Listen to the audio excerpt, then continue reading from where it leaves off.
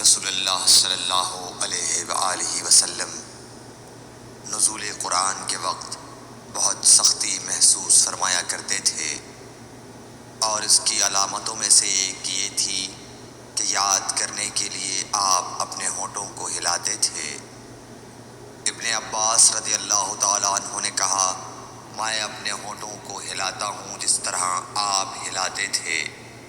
سعید کہتے ہیں، میں بھی اپنے ہونٹ ہلاتا ہوں جس طرح ابن عباس رضی اللہ تعالیٰ عنہ کو میں نے ہلاتے دیکھا۔ پھر انہوں نے اپنے ہونٹ ہلائے۔ ابن عباس رضی اللہ تعالیٰ عنہ نے کہا، پھر یہ آیت اتری کہ اے محمد، قرآن کو جلد جلد یاد کرنے کے لیے اپنی زبان نہ ہلاؤ، اس کا جمع کر دینا اور پڑھا دینا ہمارا ذمہ ہے۔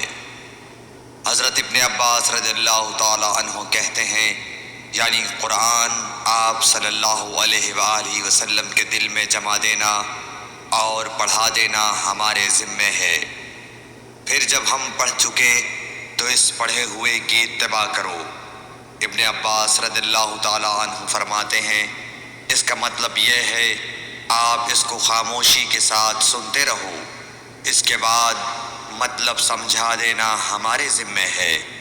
پھر یقیناً یہ ہماری ذمہ داری ہے کہ آپ اس کو پڑھو، یعنی اس کو محفوظ کر سکو۔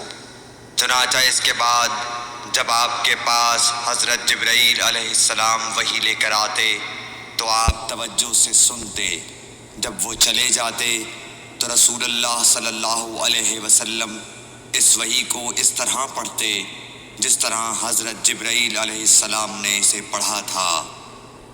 صحیح بخاری حدیث نمبر 5۔